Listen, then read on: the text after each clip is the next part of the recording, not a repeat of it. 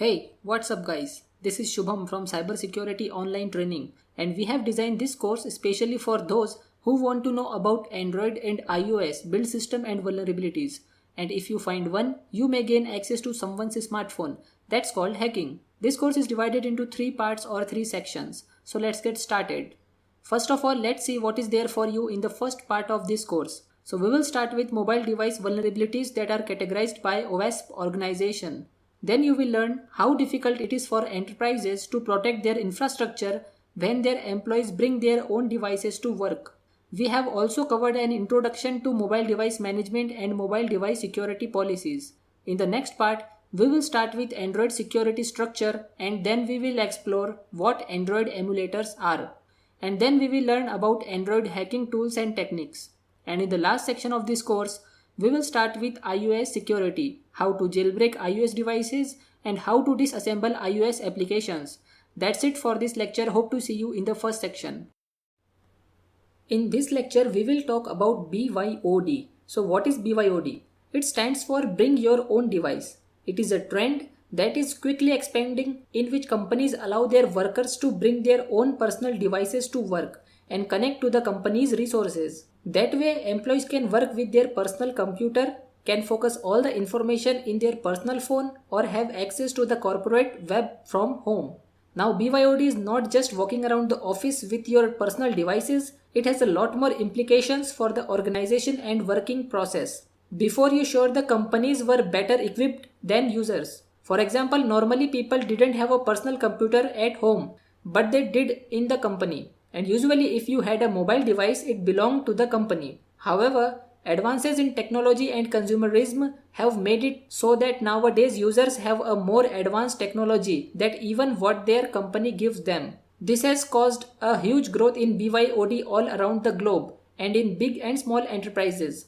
The main pros of BYOD are the productivity and satisfaction in the workers increase. This is due to the fact that they use their own devices and applications and feel more comfortable. Also, they can work with more flexibility choosing when and where since the device is with them constantly.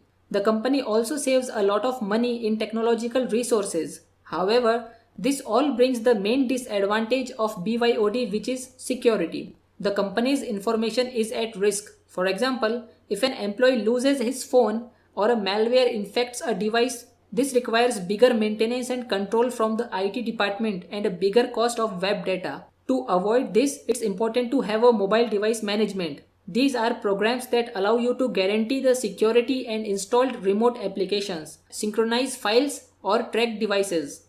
They include many features that protect the privacy of the company. Therefore, BYOD is a great trend that is quickly becoming more and more popular. However, we must not forget to take the necessary security measures to use it. As you all know that the use of mobile devices has skyrocketed in the last few years and the trend is growing. According to IDC, the smartphone market is already larger than the PC market, which leads to mobile device management or MDM. So what is MDM?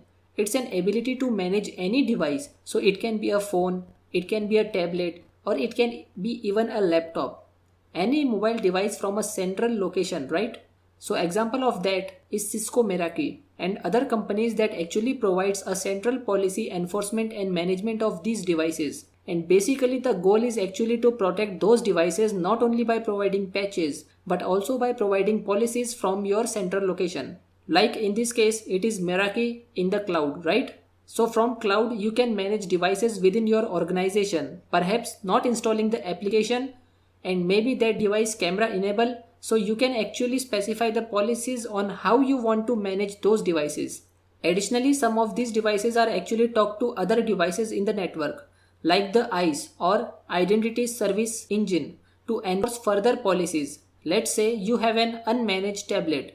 Perhaps actually you don't want this tablet to accessing to a server in your organization. So there is policy that can be sent to a switch or firewall to actually block tablet from connecting to sensitive data or sensitive systems of your company, and then allow tablet to actually connect to the internet or vice versa. This tablet only connects to some resources and it would not connect to the internet, right? So possibilities are endless. You can modify policies to block some applications or allow some content to transfer to internet or to communicate any other devices within the organization. So that's one of the things that we are doing a pen testing. You actually have to keep in mind that some of these devices that you may actually be able to enumerate whenever you do reconnaissance on the network, or either you are scanning and that perhaps are actually vulnerable to something. They may actually be managed by an MDM. So try to actually find ways that you can bypass or even block the communication between the MDM and the mobile device, right? So of course, that's easier said than done. But there may be ways that you can analyze the communication of that device is actually allowed to do or not to do, right? So you can actually do this by actually monitoring the device activity, or perhaps you say, okay, this device perhaps is actually communicating that I am seeing these type of transactions to some API in the internet, and this MDM is actually allowing that to happen. So now you actually have a footprint, and if an attack surface that you can actually further explore. So for example, if that API perhaps is actually doing with crypto, you probably can take advantage of a vulnerability to hijack that transaction, for example, or an API abuse vulnerability that may actually be irrelevant in that case. But always keep in mind that a lot of organizations now are actually using MDM to actually manage those devices, monitor them and also patch them, right? So it's getting a little harder to actually do some of the bypasses nowadays, but definitely is possible. Now actually not only looked at the infrastructure here, but what the devices are actually communicating outside of the company as well. This is the first lecture of part 1. I hope you all know about an organization called OWASP. If you are not familiar with this organization, I'll explain to you right now. So, the Open Web Application Security Project, or OWASP, is an online community that produces freely available articles, methodologies, documentation, tools and technologies in the field of web application security. OWASP is also registered as a non-profit organization in Belgium under the name of OWASP Europe VZW, and for more details visit their website www.owasp.org. Now OWASP passed an initiative called the OWASP Mobile Security Project, and it is a centralized resource aimed to give developers and security teams the resources actually need to build and maintain secure mobile applications. And of course, extends more than the mobile applications, but they actually are focusing in this specific initiative around mobile devices and mobile applications right now through the project. Their goal is actually to classify mobile security risk and provide developmental controls to be able to reduce the impact or the actual likelihood of exploitation of vulnerabilities in mobile devices. Now their primary focus is at the application layer. They also take into consideration the underlying mobile platform. So the actual hardware itself and also even the service provider risk whenever they are doing that threat modeling and building controls, right? Now they also cover not only the mobile applications deployed in the end user devices, but also the broader server side infrastructure, and which is actually the mobile applications will communicate to. So in a lot of cases, actually these mobile applications are communicating to the cloud, right? So they also look at that communication from the mobile device and the cloud environment. They also cover best practices and vulnerabilities around the integration between the mobile application, the remote authentication servers, and the actual cloud platform specific features. Okay. Now let's take a look at some of the top security vulnerabilities and threats that are assessed for mobile devices in their website. If you look at the OWASP Mobile Security Project website, you will find tons of resources related to mobile security. So the website includes the top 10 mobile risks, and we will review those in a minute. So now it also includes mobile security checklist, a mobile security testing guide, a set of tools that they actually call M tools that allows you to test the security of mobile devices, a guidance for secure mobile device development, and also the top 10 mobile controls, and a project that is dedicated to teach you how to perform threat models for mobile devices. Now if you click on the top 10 mobile risk, you will see that the current top 10 vulnerability or risk types for mobile devices are the following. And number 1 is improper platform usage. Then insecure data storage. Next is insecure communication. Then insecure authentication. Next is insufficient cryptography. And this is actually one of the challenges nowadays. because a lot of people should trying to create their own crypto implementation. Okay, so whenever you do that and you don't reuse some of the stronger out there like OpenSSL and some other ones that actually a lot more maintainers actually contribute to them, you will introduce security problems for sure, right? So the other ones, it's not only as far as the actual core crypto components but also the implementations of those, right? So especially whenever you actually do not have a sufficient cryptography best practices including to your device, right? Next is insecure authorization. Another one is client code quality, code tampering, reverse engineering, and extraneous functionality as well. Now this change from time to time, okay? So I definitely recommend for you to do two things. Keep these resources handy and also subscribe to their mailing list to get information about any new threats, and maybe you can even contribute to the project personally. And these guys actually not only provide a lot of resources for mobile device security, but a lot of resources and tools are also shared on their website. Welcome to part 2 of Android security structure. As you know, Google provides a set of cloud-based services that are available to different compatible Android devices. And these services are not part of the Android open source project itself, but they are included in too many different Android devices, right? So we have the primary service for installing applications from the actual store, which is Google Play.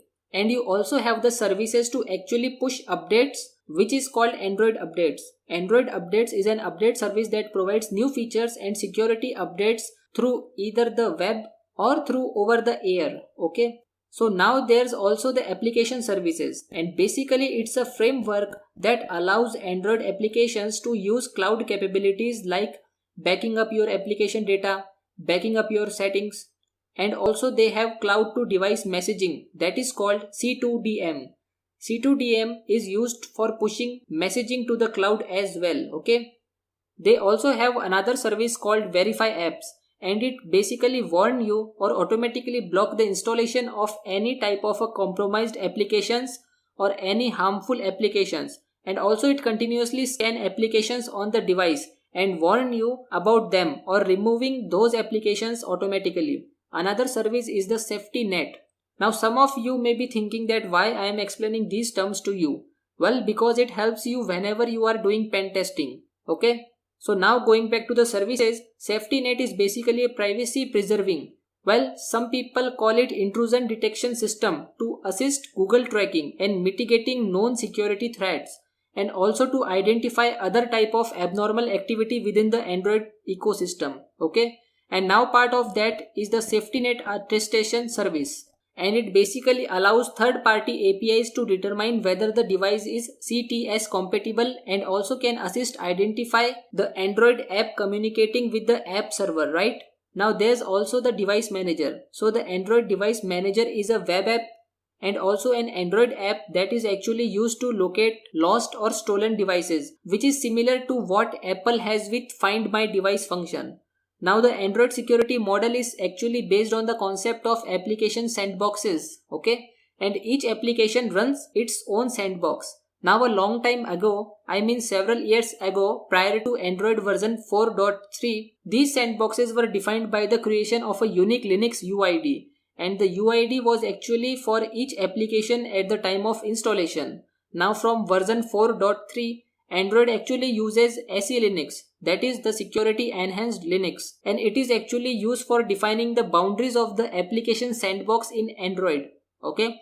Now as part of the Android security model, Android uses SE Linux to enforce MAC, that is mandatory access control, over all processes, right? Even processes running with root or super privileges or super user privileges. And this actually helps protect the operating system. Also, SE Linux enhances Android by confining privilege processes and automating the security policy creation on that device. Now Android also includes SE Linux in enforcing mode, and it is basically a corresponding security policy that works by default across those devices, right? So now in enforcing mode, whenever you do security research in Android platforms, the illegitimate actions are prevented by default and attempted violations are actually logged by the kernel to demessage and to logcat.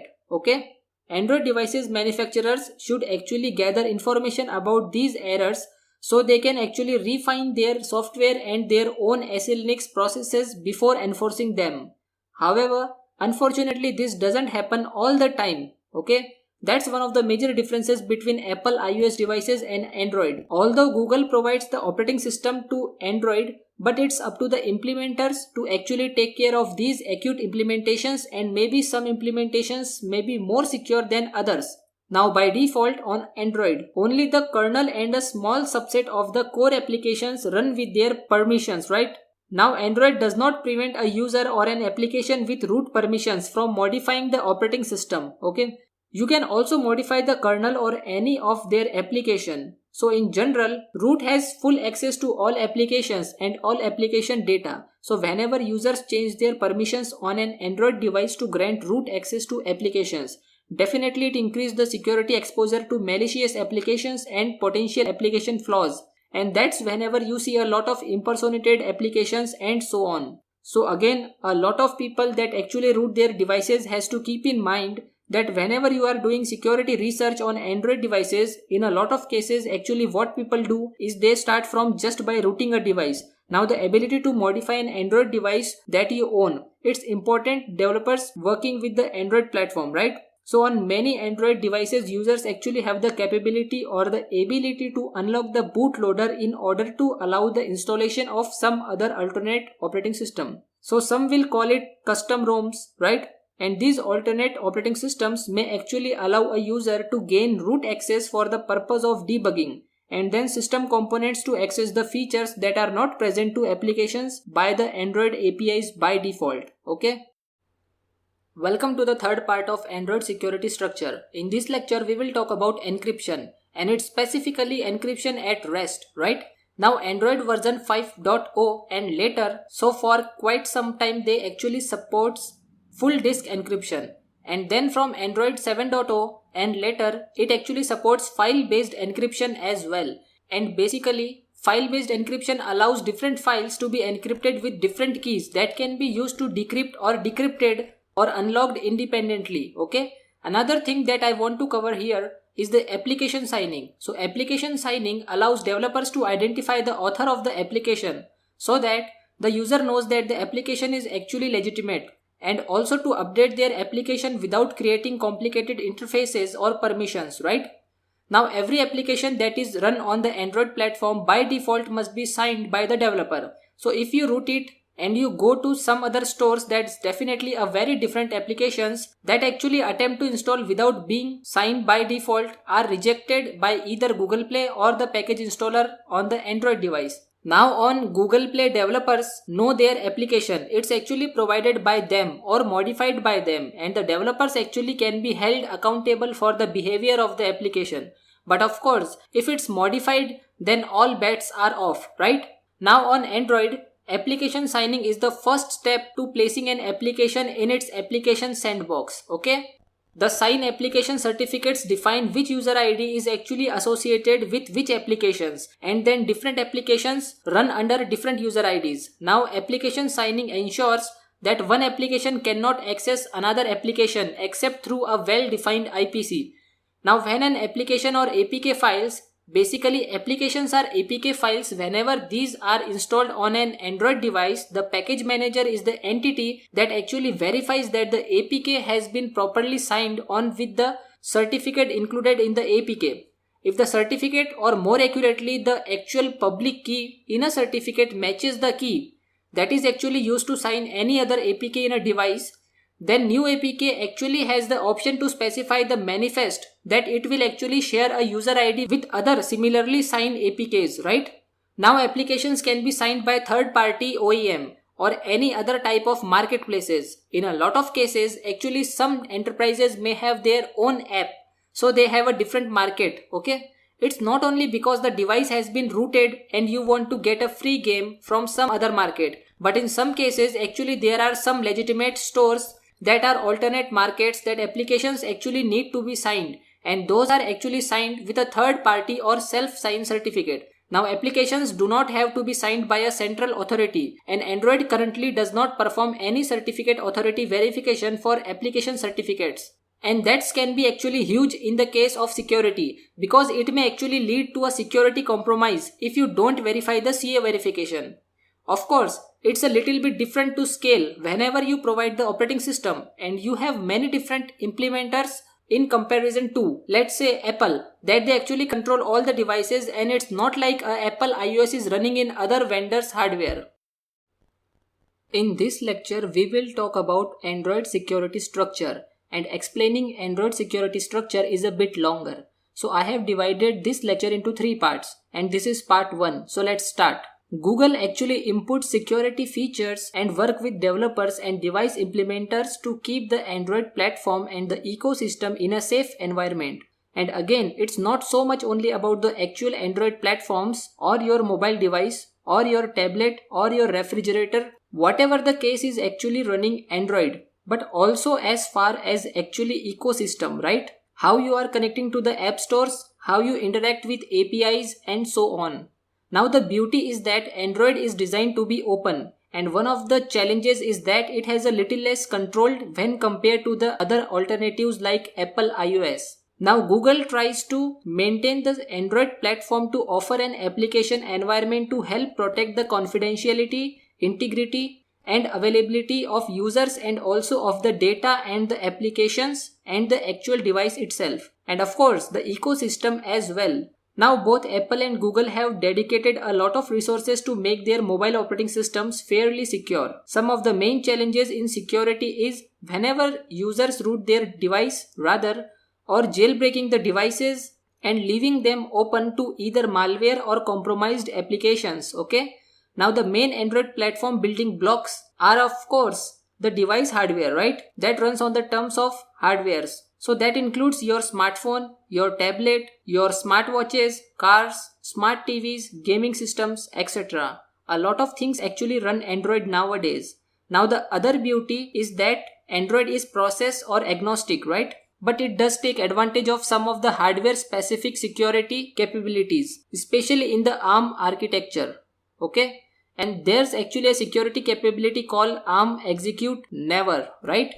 There prevents a remote execution or arbitrary execution of any type of buffer overflows, perhaps that actually can be exploited in the system. Okay. Now the Android operating system is the core operating system and it's actually built on top of the Linux kernel. So it's all based on Linux. All device resources like the camera, Wi-Fi, Bluetooth, GPS, telephony functions, the network connectivity, etc. are accessed via the operating system itself. Okay. Now you also have the Android application runtime. Android applications are actually most often written in Java programming language and they actually run in the Android runtime, right? And they refer this as the ART. However, many applications including the core Android services and other applications are actually native applications or include native libraries within the operating system itself. Now the Android applications extend the core Android operating system and there are 2 primary sources for these applications. Okay. So the first is pre-installed applications that come with your device and second is the user installed applications via the Google Play or any other stores that can be accessed mostly if you root the device. And that leads to the problem with security as I mentioned before. Let's see another interesting tool, that is Quark. And Quark stands for Quick Android Review Kit. And this is actually a command line tool that performs static analysis of Android applications by actually decompiling the APK file using a lot of tools and then analyzing the source code for specific patterns and specific vulnerabilities. And Quark was actually created by the security team on LinkedIn. And it can be actually downloaded from their GitHub repository, their apps that I am showing on screen. Okay, now let's launch Quark. Actually, I am sharing screenshots with you because Quark takes some waiting time to scan APK file and to decompile. Okay, don't worry, if you try this in your machine, you will see same steps to use it. You can launch it in interactive mode using the command that I am showing here. Then you will ask, if you want to download the Android SDK, select yes for this example. And then the tool is downloading it and installing the SDK. Once it is done, it asks if you want to examine an APK file or a source file. And in this case, I selected an APK file and then provide the path to that file. and that's basically the same APK file that we use in the earlier example. There you see that it actually starts on back in the file, and it asks you if you want to inspect the manifest. Select yes, and here you can see the actual Android manifest. Now quark them. It's to further the compiled APK file and ask you if you want to begin to perform static code analysis. So let's actually do that. Then you will see that Quark performs a series of code analysis checks like looking for insecure functions, access control checks, hard-coded API keys, crypto issues, and many more. So once it's done, it actually exports the findings to a report and even asks you if you want to build an exploit APK file with any potential vulnerabilities that actually may found. So let's actually do that. And once it's done with all this process, it also completes the report and tells you where stores that report. So let's open that report in a web browser, and it looks the same as here in our screenshot. And there you can see that actually you found 2 potential vulnerabilities in the APK file that I inspected. And it also provided some warnings. Some of them are information alert, and you also see debug messages that can potentially help you troubleshoot or further examine other errors in the application. Okay? So now you will also see the manifest. Let's look at the pending insights section. There you can see that actually found 2 potential vulnerabilities in 2 Java files. In this case, we found 2 potential vulnerabilities in those files. And you can see this is actually a pretty powerful tool to perform in-depth Android application analysis. Now let's go over another useful resource that was actually created by the HoneyNet project. And basically they created a pretty handy virtual machine for reverse engineering called ARE. Or you can call it ARE, okay? And it comes with many tools that includes AndroGuard, Android SDK, the APK inspector, the APK tool that we actually mentioned before, then Dex2Jar that we mentioned before, next is Droidbox and many more. Let's see few other tools and frameworks. So the first one is Drozer. And Drozer is a framework for Android security assessments that was developed by MWR Labs, okay? And you can actually download it from this link that I am showing here. And unlike regular automated scanners, Drozer is a little more interactive in nature. Now of course, you can use public exploits from websites such as Exploit Database. Or you can use Metasploit, okay? Use MSF console command in Kali to start using Metasploit. And if you do a quick search in Metasploit for just the word Android, then you will see that it already has several exploits and other Android vulnerability enumeration features that you can actually use for performing Android assessments. So go ahead and use it, because some countries won't allow me to do all the practicals as they are very harmful for mobile devices and many consider them as illegal.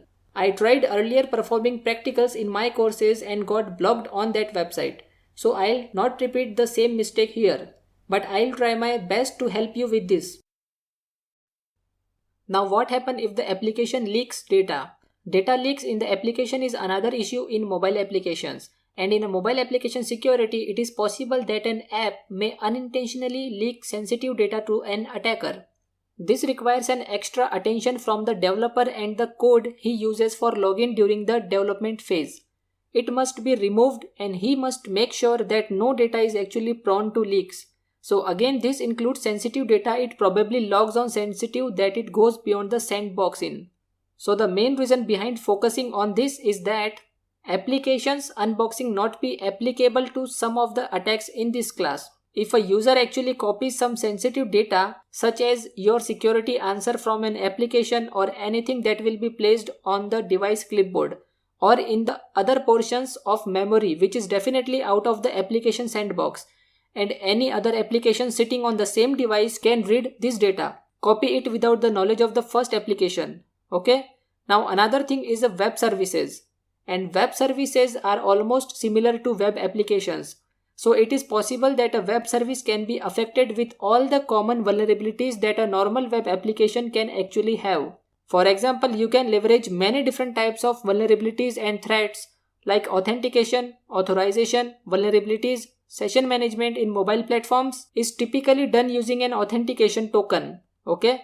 So when the user logs in for the first time, he will be given an authentication token, and this will be used for the rest of the session. If that token is not properly secured until it's destroyed or expired, it definitely may lead to an attack. Okay, now killing the session at the client side but not at the server side is another common problem that is actually seen in mobile applications as well. So those are the type of things that you actually can manipulate and reuse tokens, and also input validation. Okay, so input validation is also known as data validation that we actually have seen in application for years, right?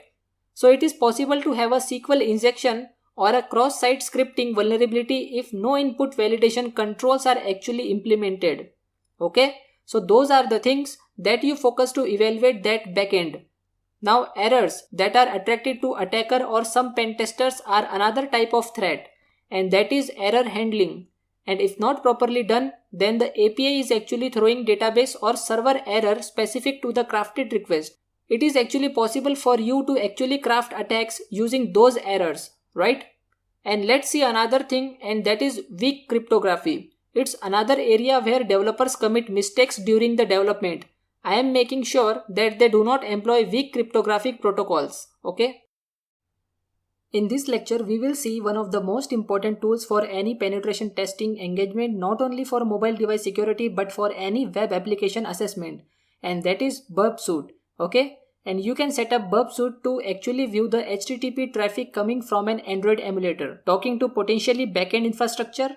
Okay, now mobile applications of any kind such as banking, social networking, or any application that actually contains a lot of functionality that requires internet communication, they basically have a typical client to server architectures.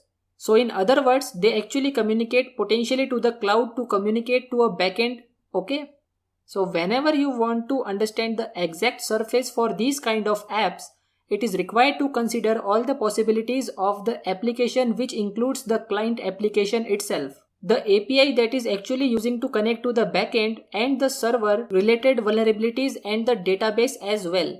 That is why it's important that you actually have a good security open life cycle whenever you are creating your application infrastructure. But unfortunately, that's not always the case.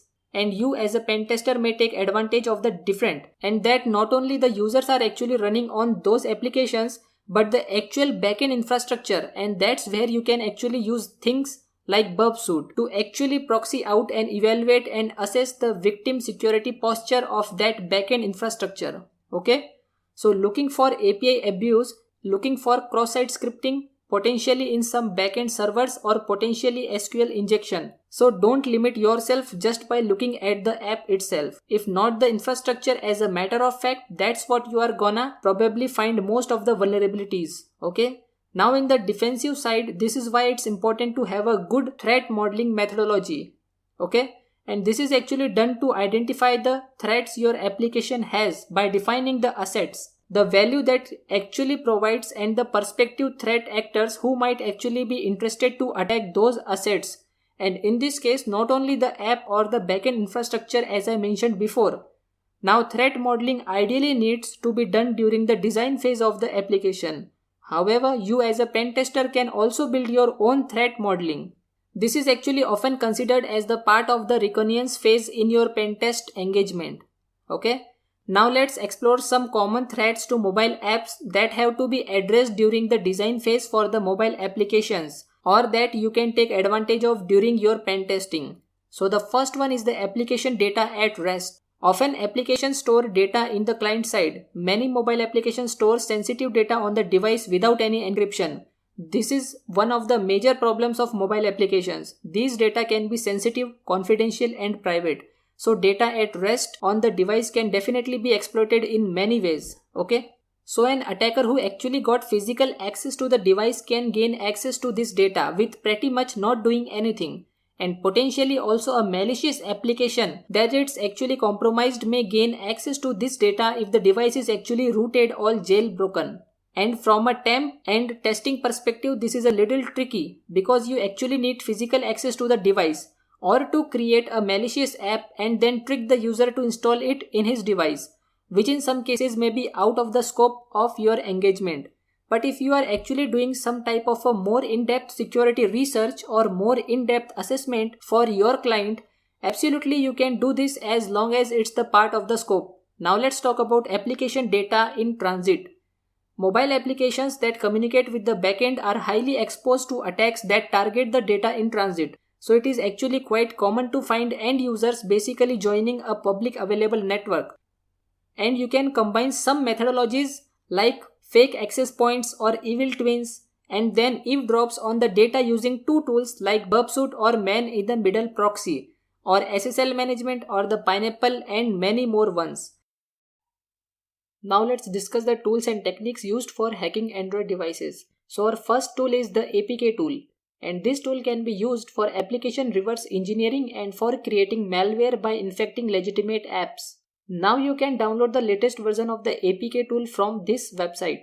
Now let's go ahead and launch the APK tool, and for this type APK tool command and hit enter. Here you will see all the available options to be used. Okay, so you see things like forcing, delete, destination, directory, storing framework files into a specific directory, just showing the version, printing some advanced information about the tool and many more. I am not teaching you all of these options, but let's see an example. So here I have a sample application or sample APK file that I called example APK, and let's disassemble it by using the APK tool command space D and then the name of the file. Here you can see the tool disassembly in the APK file and also decoding the Android manifest. So that's actually the XML file that has all the different information about the actual package itself. And you also see decoding all the different files within the application package as well. Now the tool created the directory called example, which is the same name of the APK file. Let's go into that directory, and then here you can actually see the different files that it actually disassembled as well as the Android manifest that I mentioned earlier. Now you can even see the user permissions of the application, and you can even add, delete or modify the permissions that the new impersonality application. I know it's a simple example, but it's up to you to be creative and change the application as you want. Now let's talk about the two other tools that are often used for reverse engineering. One is called Dex2Jar and the other one is called JDGUI, basically a graphical unit interface. Now let's see what it's actually Dex2Jar is. Basically it is a tool that converts the Dex files into jar files. And next is JDGUI, and it is actually a Java decompiler that can be compiled jar files to the original Java source. Okay, so you do this for reverse engineering and decompiling applications, right? And you can download both of the tools from the links that you are seeing on your screen. No installation is actually required for these tools because they are executables. And again, you can just download them, and in a suitable operating system, you can launch and use these applications. There are several Android emulators and IDE. Most popular among them is the Android Studio. The Android Studio is the official IDE for Android application development. Eclipse used to be the IDE for Android application development. Now a lot of people actually use the Android Studio. Now you can download this application from the link that I am showing on my screen. Once you download the Android Studio, then you run the installer. So you will be asked to either import the settings from a previous version of the Studio. In my case, I didn't have a previous version installed on my system. Click Next. Then you select the install type, and in my example, I have used the standard install. Once you verify the settings, the installer will download that latest SDK components and the emulator itself. Once it's finished, you will see the welcome screen, and then you actually start your new Android Studio project. So let's start. So you entered an application name and the company domain. You can also modify the project location. In my case, I am actually leaving it to the default parameters. Then you select the form factor that your app will actually run on. So in my case, I am selecting a phone and tablet. You can also specify the minimum SDK version, and in here I have selected Android 7.11. But you can select version 8 as well. It's completely up to you. Then the Android Studio will then install all the required components. Now you can add different components or activities to your application there. You can actually see the different internal and external libraries that are available for you to start building your application. I know that this is not an Android application development course, but getting familiarized with the Android Studio won't hurt you. And it is also important for you to actually see how applications are constructed under the hood, so you can understand the security or the lack of security of those applications or the actual components. Now this is really good not only for pen testing but also for security research. Now let's see how to create an emulator. Click the AVD manager icon at the top of the Android Studio interface and then click on create virtual device. Then you choose a device definition. You have many different options to emulate, from phones to TVs to wearable devices like smartwatches and so on. And then once you actually choose the device definition, then you accept the license in terms of all the components that will be installed. Now in this case I selected the Pixel phone and now I am renaming it to Shubham. And there you go. You have a fully functional phone and now you can actually start playing around with this virtual phone just as if you will be playing with a real physical device. Okay, so that's it for this tutorial. By the time you know that you can jailbreak iOS device by using tools or by simply visiting some websites. Basically the goal is to perform privilege escalation attack, to install custom themes, install applications or extensions to applications. You can also configure the device to allow remote access either via SSH or via VNC. You can also install other arbitrary softwares or even compile the software directly on the device. In some cases, threat actors also uses some pirate applications like games and play them for free in their mobile devices, and that's how most of the iOS device gets affected. They go into stores in place of Apple Store in order to download pirated applications. Although jailbreaking iOS devices is getting harder by the time, and even more harder after Apple introduced iOS version 11. On the other hand, folks are there who have created tools like LibreOS that allows you to jailbreak iPhone X and later models. Also things like iPad and different gadgets using iOS 11 or later. Now jailbreaking the iOS device is a lot easier, but before I show you these tools, I want to give you the disclaimer that these procedures may be illegal depending on your country. Please remember that I am teaching these tools and techniques only for the purpose of education and I am not encouraging any illegal activities. Now let me show you the tools that people using to jailbreak their devices. This is the LibreOS tool that can be used to jailbreak the devices running on iOS 11 or later versions. And also you have Cydia Impactor, which is another tool created by a security researcher, Sorry. And actually he has done a ton of researches on iOS security and created different tools that are used by many security researchers and in some cases by pen testers out there. There are a few different tools that can be used for reverse engineering. Now these tools are not only for iOS and disassemble iOS applications. Most of them actually can be used for reverse engineering other applications, operating systems, and even used by security researchers to reverse engineer malware. By far, one of the most popular disassembler out there is IDA Pro. It is used by many security researchers, many security professionals, but the problem is actually it's not free and it's actually quite expensive. Now another tool is Hopper. It is not free and it allows you to disassemble and perform static analysis of executable files and applications. Now another simple yet useful tool is actually the Object File Display Tool or O tool that actually comes with the Mac OS X by default and you can actually pour it over to a few Linux distributions. Okay. Now one last tool that I want to share with you is a tool called Flex, which is a set of application or debugging tools or functionality for an iOS development. You can actually download it from the GitHub repository that I am showing on the screen. Apple iOS has attracted a lot of interest from pen testers and security researchers and also from threat actors. Now iOS had an interesting evolution and this is because initially it was fairly in an insecure platform.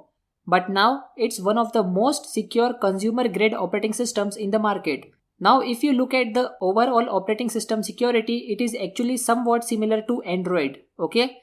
And this is because it actually supports runtime defenses like ASLR or address space layout randomization and things like code signing, sandboxing and many other security features that we also talked about whenever we were talking about Android. Okay? Now also the same threats will apply here, not only in the mobile platform but also in the app backend infrastructure. Okay? So things like the authentication and authorization vulnerabilities that we talked about before, also session management, input validation, error handling and weak crypto. All those actually apply here as well. Okay? Now when we talked about Android, we introduced the concept of rooting a device. For iOS, the term that is actually often used is called jailbreaking or jailbreaking the phone or the mobile device. Jailbreaking can be described as a process of taking full control of an iOS-based device by performing privilege escalation so that you can install anything in your phone. Well, if you do that, then you also open your phone for potential malicious applications to be installed. So in some cases can be considered as a double-edged sword. Okay? Now from a pen testing perspective or a security research perspective, that is actually one of the first things that researchers actually try to do from the beginning by jailbreak their mobile device. Okay? And this generally can be done by using one of the several tools that are available for free online. And in some cases by simply visiting a particular website. We will examine on how this is done in the next lecture. In this lesson, I will teach you how to recover your deleted or formatted data. Many a time it happens that we delete the important data by mistake, or we format the complete hard disk, and then after some days we remember that we have not taken the backup of our important files, right? So data recovery softwares will definitely help us in that case. Okay? Or suppose one of your company employee is leaking some confidential information, and then the person deletes or format the storage, right, and thinks that now he is safe. Now as a security expert, it's your job to recover the data and collect the evidence, right? Although there are so many softwares available for free and paid which help you to recover data, but the one which I personally use is US Data Recovery Visa software. Okay, so now it's version 12.9.1. You can download the free version or go for the paid one. Okay, but if you are using this software for the first time, I suggest you to go for the free download, because the free version itself allows you to recover data up to 2 GB for free, which is a good thing, right? But I personally using the paid one. Okay, I have the license key of this software. So now remember one thing, if you want to recover data from your computer system or from your mobile device or from your memory card, the process is same. Okay, so let me show you how. So let me open US Data Recovery software. Okay, so remember the free version will allow you to recover 2 GB of data only, and the paid version will allow you to recover any amount of data. Okay, so now it says select a location, okay, from where you want to search for the deleted files or you want to recover your data. Okay, so for example, let's say for now I will go with this one. Okay, E drive. So let me open this, and once I open, it will automatically start scanning for deleted files. Okay, as you can see here, it says 26 deleted files. Okay, now if you remember from my previous videos, then you will know that I have installed server 2012 in my virtual box. Okay, and I am also using Metasploitable there as well. So let me open my virtual box, and you will see that I have deleted these files and are no longer exist on my Oracle virtual box, right? See, there is no Metasploitable and not a server 2012. Okay, so now if I want to recover any of these, I have to just select the file which I want to recover. Okay, I have to simply select a file, right? So select the file. Okay, let's say I selected these 3 files, right? And now it says the number of selected files is 48. Okay, it has included all of the files because I have ticked here. Okay, now it says total of 10.38 GB. Okay, so if I click on recover button, it will going to recover around 10.5 GB of data. Of course, it will take a lot of time, but it does its work very well. Okay, and I trust this software, right?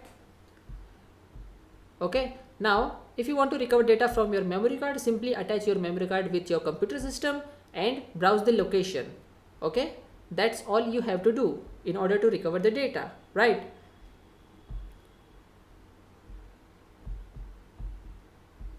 But the software you are watching in this video is a trial version. Okay, you can see here. So I am not able to recover the data using this trial version, right? And remember one thing, if you format your hard drive many times and you want to recover the very old data, then there are chances that the software will unable to do that. Okay, so software will show you an error that the file is corrupted, okay, and will not be fully recoverable, right? So remember this thing, always take a backup before deleting any of the important data, right? So in this way you can easily recover any data you want. In this lesson, I will share some of the important mobile security guidelines with you, and the guidelines are same for both Android and iOS devices. So let's start with our first mobile security guideline, which is use a passcode for mobile device security. Okay, so setting a passcode for your mobile device or for any of your device is very important. Okay, so configure a strong passcode with maximum length. Suppose your mobile device allow you to set a password with minimum length of 6 characters and the maximum length with 14 characters. So always go with the maximum length, okay? And always create a complex password. Now, what is a complex password? A complex password is a combination of a capital letter and a small letter and numbers and special characters, okay? Because it is very easy for an attacker to crack a password with 6 characters, okay, but it is very hard and a time consuming process if an attacker try to break a password with 14 characters, okay. So to increase security, always use a complex password and always go with the maximum length. Now always set ideal timeout for automatic locking of the phone, okay. So suppose you are not using your phone, then you must enable a timer. Let's say 10 seconds or 15 seconds. So after 15 seconds, your phone will automatically lock out. Okay. Now lockout feature must be enabled after certain number of failed attempts. Okay.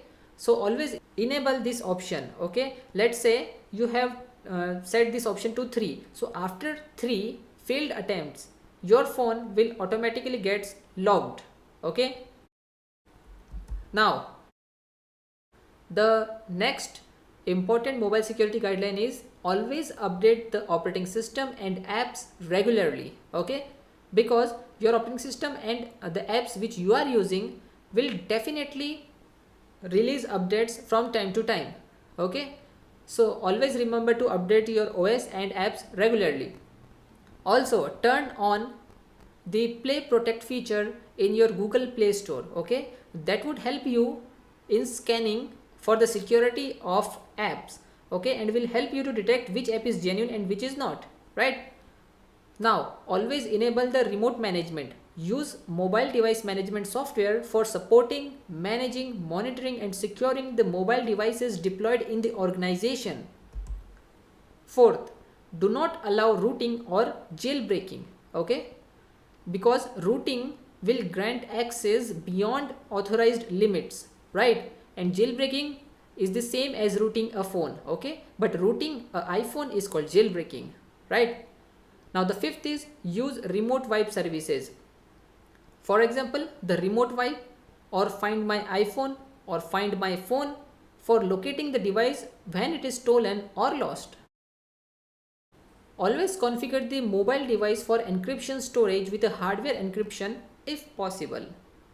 Next, periodic backup and synchronization should be done, okay. So use the secure over the air backup and restore tool, because this tool will help you to synchronize apps in the background.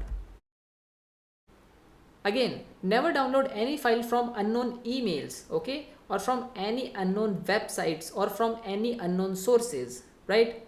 And always use premium version of antivirus, okay, because in the free version or in the trial version you are not able to completely use all of the security features of an antivirus program.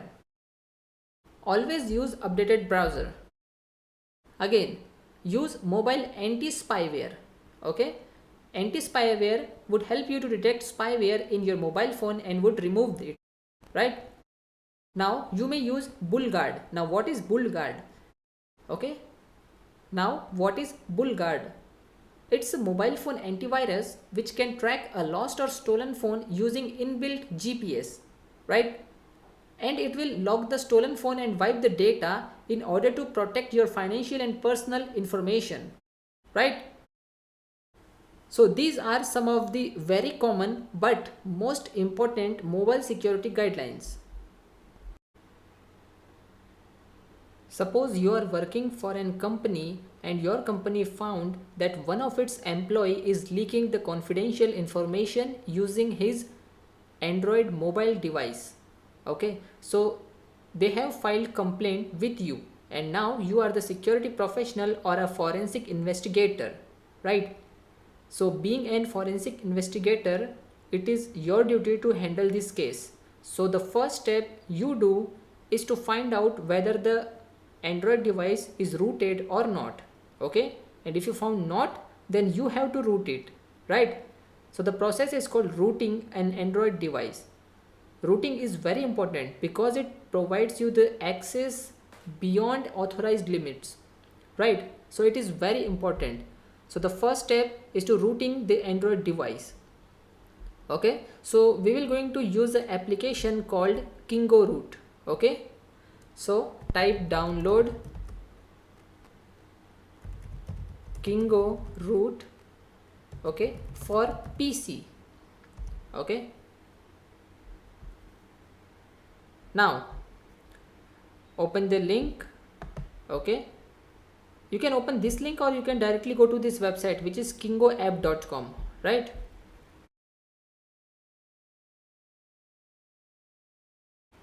Okay, so let it open.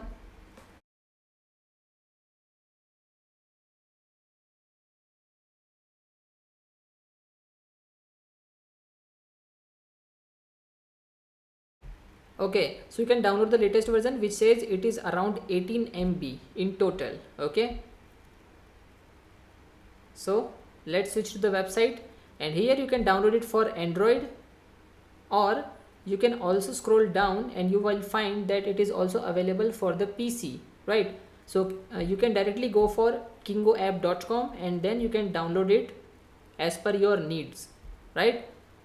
Now once you download it, so let me switch to my physical machine because I have already downloaded that software on my machine. So here it is. Okay, so let's open the software. Okay, now it says please connect your device via USB cable. Okay, so let me connect my device.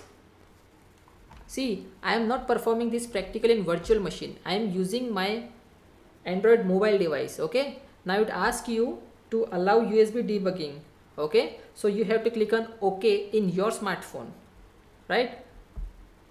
So close all of these boxes. Okay, it says connecting. Okay, and this is the pop-up which you will see on your mobile screen, so you have to click on OK, right? Now if you don't know how to enable USB debugging, then let me tell you, you have to go to the settings. Okay, then go to about phone, then go to build number, and you have to tap 7 times on your build number, right, which enables the option of developer, right? So then again go to phone settings and you will find developer options, and in that options you will find USB debugging. So you have to turn on this option while connecting to your system, right? Now to start rooting, I have to click on this button which says root, right? Now I will try to take a picture of my real device and will add in this video. Okay, so for now let's click on root. Okay, now it says rooting around 3% in my mobile screen as well. So let me pause this video and I will resume once it reaches to 100%. So the rooting process has now completed, and now you will able to see some of the pictures of my smartphone on your screen. Okay, now just for your information, my Android mobile device is running on Android Lollipop. Okay, did you know that Google records all of your activities, especially the activities which you do in your smartphone? The answer is yes. Now did you know that you can control all those activities? You can stop Google from recording your activities. Also you can delete the activities which are already recorded by Google. Some of you may say yes and some of you may say no. Now, I hope you all know that when you boot your smartphone for the first time, it will ask you to enter your username and password of Google account. From that point, Google starts recording all of your activities. Now, I assume that all of you may be using YouTube mobile application, right? And if you go to the settings of YouTube mobile application, you will find two different options, which is pause search history and pause watch history. Okay, so you turn on this option and you think that it will stop Google from recording your activities, but that's not the truth. Okay, still Google records all of the contents you watch on YouTube. Okay, so how you can manage your activities recorded by Google? So in this lesson I will teach you how you can manage all of your activities, how you can stop Google from recording your data, how you can delete already recorded data from Google. So for this, just open your browser and type google.com/history and hit enter. Okay, so it will take you to myactivity.google.com/myactivity, right? Now, in the previous video, I told you how you can use a simple application in order to hack a smartphone. But what if your target already knows about you, that you know the cybersecurity, okay, and he or she doesn't trust you, okay, or don't provide you the access to their smartphone, or you don't have physical access to your target smartphone? Well, in that case, you can still able to view all of the activities, all of the data of your target smartphone if you have Google account username and password of that person. Okay, so visit this URL and here you will able to see my Google activity, right? Okay, so these are the apps which I am using on my smartphone, and you can see I have searched for spysetup.com using Google Play Store, right? Okay, and I am using Paytm and this Wink Music app. Okay, now if you want some more details, you may go to item view. Okay, and in item view you have a detailed list of what I have done. Okay, so I have viewed image from LifeWire, okay, and I have searched for YouTube mobile app settings to pause search history images. Okay, now here you can delete your activities. Okay, so you want to delete your activity from last hour or last day or all time, or you have also an option of custom range. Okay, so let's say I want to delete the history of last hour, so click on delete. Okay, now click on other Google activity. Here it will divide all of your activities in different categories. For example, for web and app activity, click here. For device information, click here. For voice and audio activity, click here, right? For YouTube watch history, click here. Okay, so you can manage all of your activities from here as well. Now if I click on manage activity, it will open a new page. Okay, so now I am able to delete all of my recorded web and application activity from Google. Okay, if you want to delete all of your activities of YouTube, so click here on YouTube.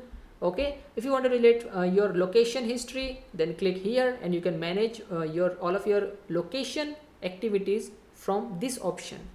Okay, so if I click here, it will open a new page.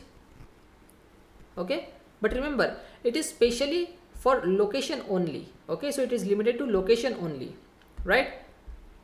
Now